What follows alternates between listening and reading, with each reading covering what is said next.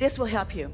That feeling that you're reaching for, what so many people are reaching for or believing, is that in the meditation that they will have this great awakening and this great awareness, and the light will shine and the dawn will break and the cymbals will crash and bang, and that's when the moment of enlightenment will happen. No, that's an impulse that often doesn't have too much importance to it, except that you know it's an impulse that you received that wasn't your own, so you know it's guidance.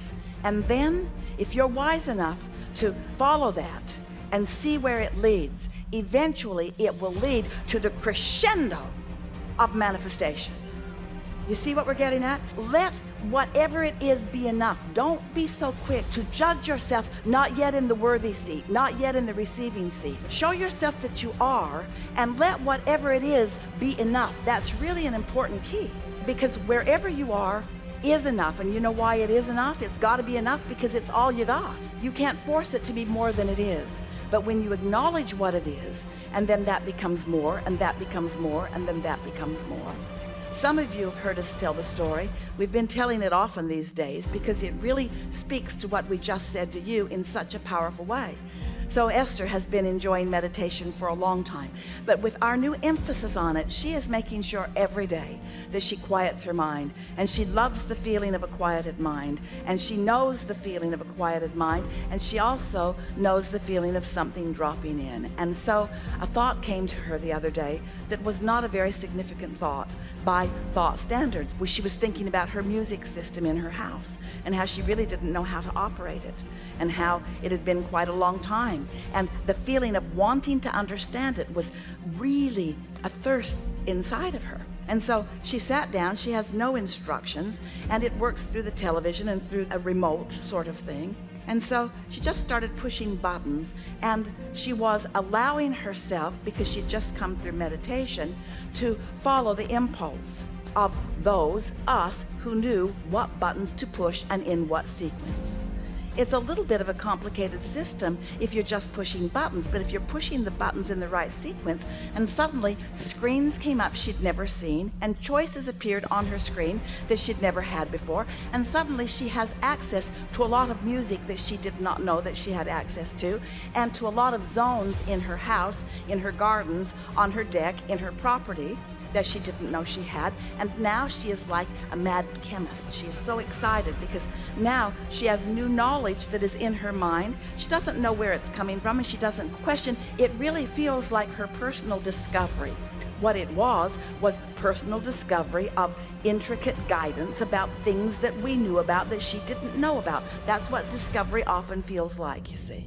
And so she pushed buttons, and she began listening to different kinds of music, and she began playing it in different volumes in different areas of her house. And then she discovered the button of rap, and when she pushed it, everything felt like it was transforming to her, in the sense that it was unfamiliar music, unfamiliar tempo, unfamiliar everything, and she turned it up loud in every room, and in every speaker, in every outside speaker. The entire neighborhood was rapping for a little while. And then she moved on. She turned it off. She went on with her day and did other things. And she didn't stop to think at all about that being inspiration. It just felt like a good idea that led to something really fun. That's what it felt like to her. So the next morning she awakened, she meditated, and when she came out of meditation, the thought that dropped into her head was how much fun it would be to move the furniture around in her house. And there's a lot of it. There are two houses side by side.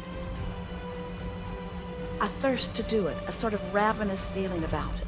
She wasn't thinking so much that she was receiving. It just felt like the best idea she'd had in a really long time. It felt like such a good idea. Didn't feel like stopping world starvation. It didn't feel like world peace. It felt like moving the furniture around, and how fun that might be. And so she knew she couldn't move it around herself. So she got online and found someone who could, called them.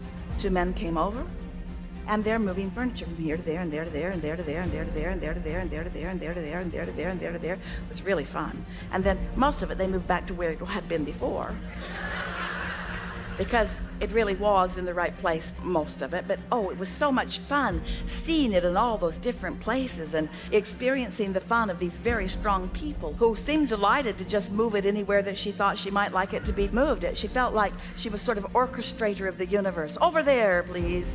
It was great fun. And so she moved the furniture from place to place. And then one of the young men said to her, "It's so beautiful here." And Esther said, "It is. We live in the most beautiful place." And he said, "I know." And he said, "But I'm leaving." And Esther said, "Where are you going?" And he said, "I'm going back to Alabama. I'm going there." And Esther said, "Why would you do that?" And he said, "Because I'm a rapper.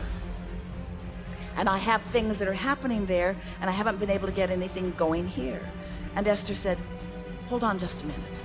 So she goes in the other room, pushes her buttons, turns everything up loud in all of the gardens, and here comes rap. And she goes back out into the room where they are, and his eyes are very, very big. And he says to Esther, "What do you do?" And Esther said, "I'm a teacher." And he said, "What do you teach?" And Esther said, "I teach rap."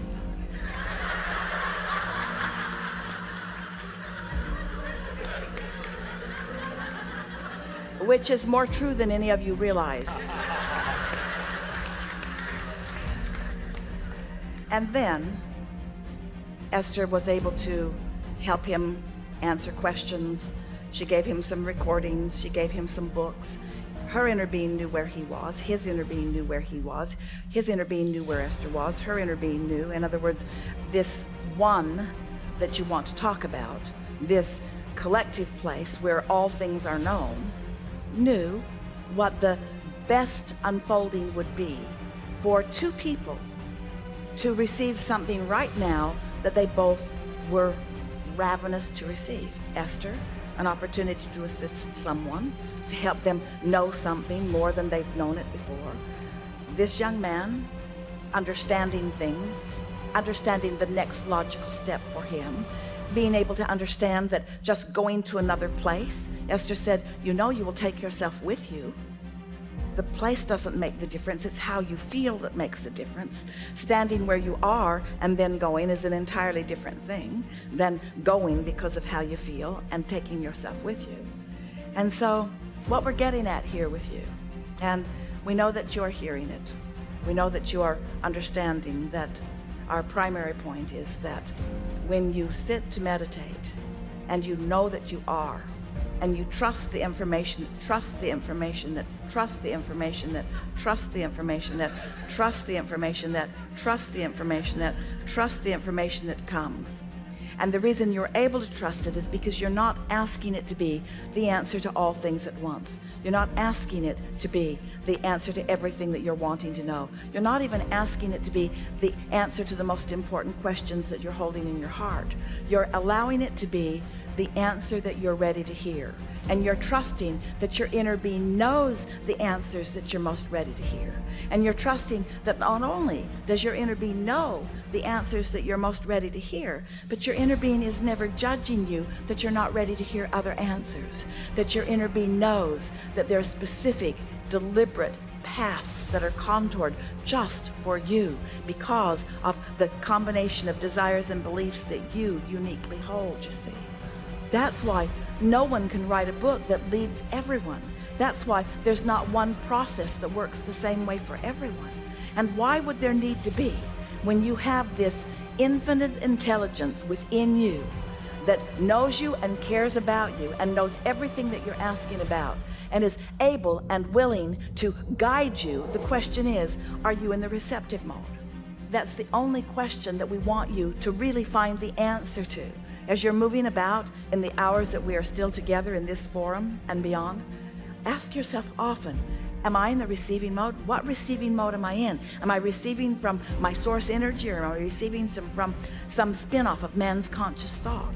And once you start correlating this, once you make the logical connection between what you're doing vibrationally and what you're receiving, and then you have enough faith or trust in your own connection that you're willing to follow the impulse, whether it's a silly one or whether it's a grand one, and then you are able to witness the results of it as the proof.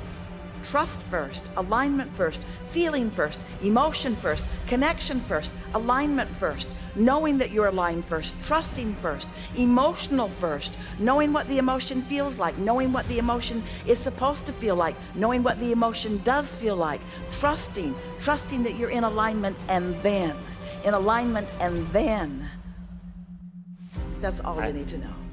That's all you need to know.